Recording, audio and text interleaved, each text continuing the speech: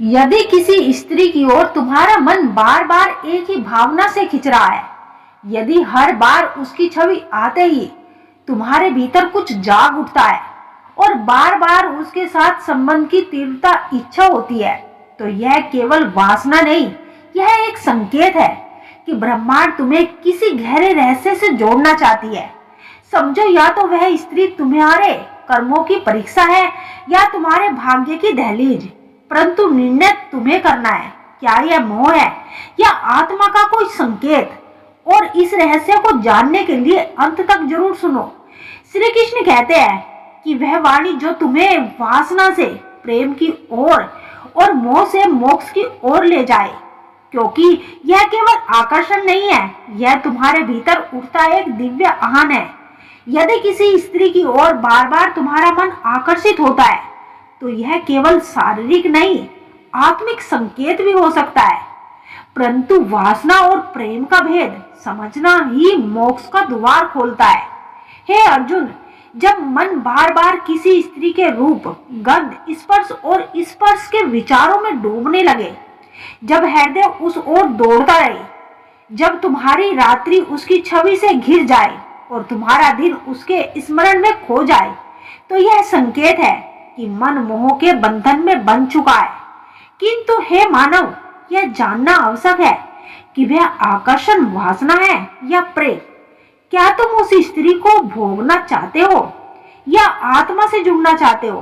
क्योंकि श्री कृष्ण कहते हैं, वासना अंधकार है, प्रेम प्रकाश, मन का आकर्षण।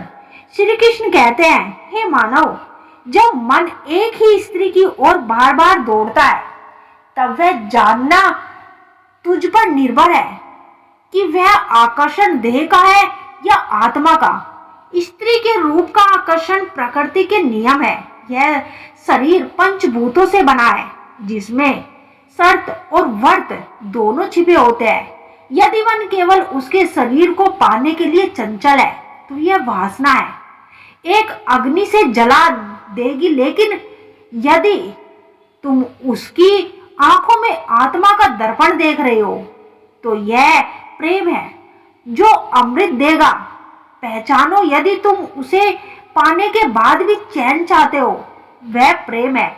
यदि तुम पाने के बाद भी अब जाओ, वह वासना है। वासना का चक्र मोह से बंधन। श्री कृष्ण कहते हैं, वासना का स्वभाव है एक पुनरावर्ती। वह एक भूत की तरह लौटती है और हर बार अधिक तीव्र होकर आती है। मनुष्य की चेतना जब नीचे गिरती है, तो वासना की डोरी उसे खींचती है। बार बार किसी स्त्री के साथ प्यार की कल्पना करना दरअसल आत्मा की भूख नहीं, मन की गिरावट का चिन्ह होता है। संबंध ऐसे नहीं जिसकी कोई तट रेखा नहीं, जो डूबा दे पर कभी तृप्त ना करे। पुरुष यदि बार बार मन केवल शरीर के प्यार की कामना कर रहा है, तो ये आत्मा की पुकार नहीं, बल्कि इंद्रियों की विकृति है। स्त्री केवल देह नहीं सकती है। श्री कृष्ण कहते हैं, हे मानव, तू जिसे स्त्री समझ रहा है, वह केवल देह नहीं, वह स्वयं मेरी माया है। स्त्री के रूप में प्रकृति स्वयं प्रकट होती है। वह मोहिनी भी है, योगिनी भी है। यदि तुम उसे केवल एक योग रूप में देख रहे हो, तो तुम उसकी शक्ति को नहीं, केवल उसकी छाया को देख रहे हो। स्त्री वह जो सृष्टि को जन्म देती है, जो तुम्हारे मन में बार बार प्रकट हो रही है। वह तुम्हारे कर्मों का प्रतिबिंब भी हो सकती है। यदि उसका स्मरण तुम्हारे स्तर ना करके व्याकुल हो रहा है, तो समझ लो तुम अभी मोह में हो। पर यदि उसका स्मरण तुम्हें शांति दे रहा है, तो समझो यह आत्मिक कनेक्शन है। कृष्ण वाणी, हे अर्जुन, मोह से ग्रसित पुरुष स्त्री को पाने की इच्छा करता है, पर ज्ञानी पुरुष स्त्री के रूप में ईश्वर को देखता है। यदि बार बार उसकी कामना हो रही है, तो इसका अर्थ क्या है? यदि किसी स्त्री के साथ ही तुम्हारा मन बार बार प्यार की ओर आकर्षित हो रहा है, तो दो बातें हो सकती है। एक, पूर्व जन्म